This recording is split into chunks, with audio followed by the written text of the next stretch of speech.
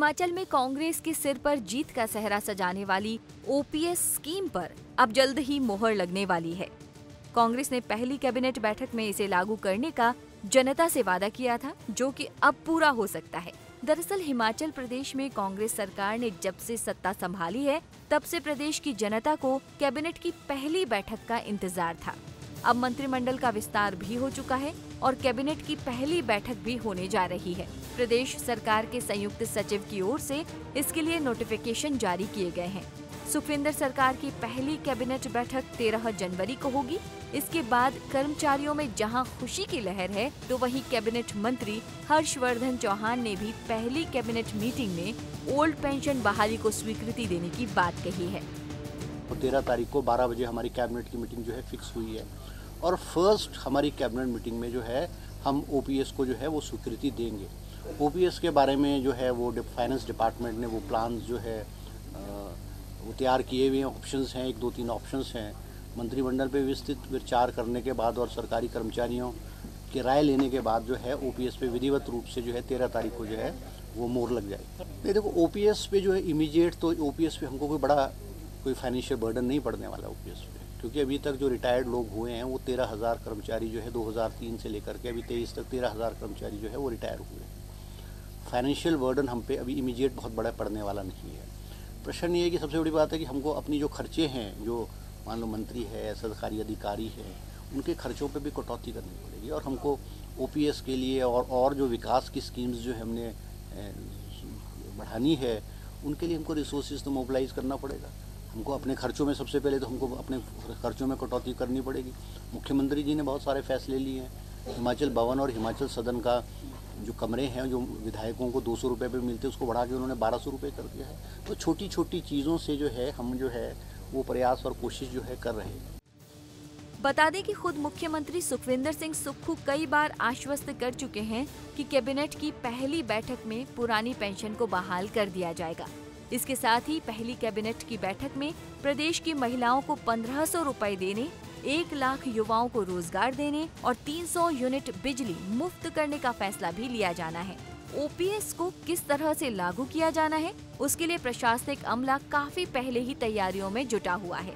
OPS को लागू करने के लिए ब्लूप्रिंट तैयार किया जा चुका है। वहीं वित्त विभाग भी पहली कैबिनेट की तैयारियों में जुट गया है।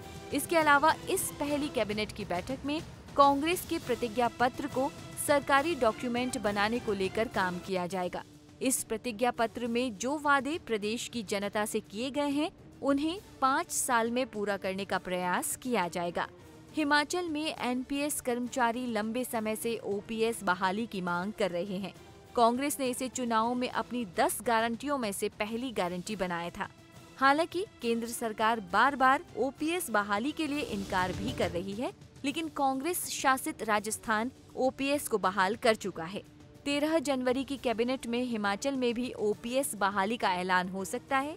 अब देखना ये होगा कि हिमाचल की जनता से किए गए ये वादे पूरे होंगे या नहीं। शिमला से सूर्या समाचार के लिए ब्यूरो चीफ अरुण उनियाल की रिपोर्ट।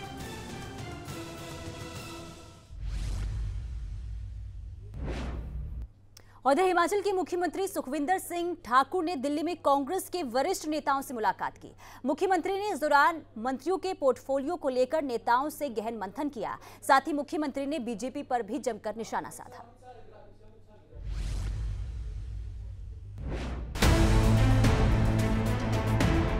हिमाचल में सुखविंदर सरकार का कैबिनेट विस्तार हो चुका है।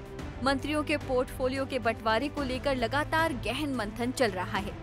वहीं हिमाचल के मुख्यमंत्री सुखविंदर सिंह ठाकुर ने मंत्रियों के विभागों के बंटवारे को लेकर दिल्ली में कांग्रेस के वरिष्ठ नेताओं के साथ गहन मंथन किया। मुख्यमंत्री ने मीडिया से बातचीत में कहा कि पोर्टफोलियो लगभग तैयार है, बस जल्दी ही मंत्रियों के विभागों के बंटवारे का ऐलान कर दिया जाएगा। जल्दी मोहर लगेगी। अभी तो पहली कैबिनेट का विस्तार हुआ है। अब हमारी पहली कैबिनेट बैठक होगी जहां हम जो हमने वादे किए उस पर चर्चा होगी। वहीं हिमाचल सरकार में हुई सीपीएस की नियुक्ति को लेकर सियासी ज़बानी जंग शुरू हो गई है। मुख्यमंत्री ने बीजेपी पर निशाना साधते हुए कहा कि ये पोस्ट बीजेपी राज में क्रिएट हुई थी, हमने तो केवल बस इनको भरने का काम किया है।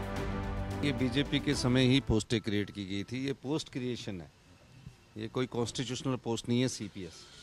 ये क्रिएशन ऑफ पोस्ट है, जैसे पोस्ट क्रिएट करते हैं ना, एडवाइज़र की पोस्ट क्रिएट कर दी या ओएसडी की पोस्ट क्रिएट कर दी, उस तरह ये पोस्ट क्रिएशन है। ये बीजेपी के समय ही पोस्ट क्रिएशन हुई थी, हमने तो भरी है। पन्नू की तरफ से मिली धमकी पर बोलते हुए सुखविंदर सिंह ठाकुर ने कहा कि वो किसी धमकी से डरने वाले नहीं हैं। देखिए, हमारा काम है काम करना, और राहुल गांधी जी हमारे नेता है, तो इस प्रकार जो धमकी दी है, उन धमकी से तो हम घबराने वाले नहीं हैं। चलता है राजनीति में। बहरहाल सियासी गलियारों में खबर ये भी है कि उप मुख्यमंत्री मुकेश अग्निहोत्री को परिवहन के साथ साथ और कोई विभाग भी आवंटित किया जा सकता है। दिल्ली से सूर्या समाचार के लिए विनय कुमार की रिपोर्ट।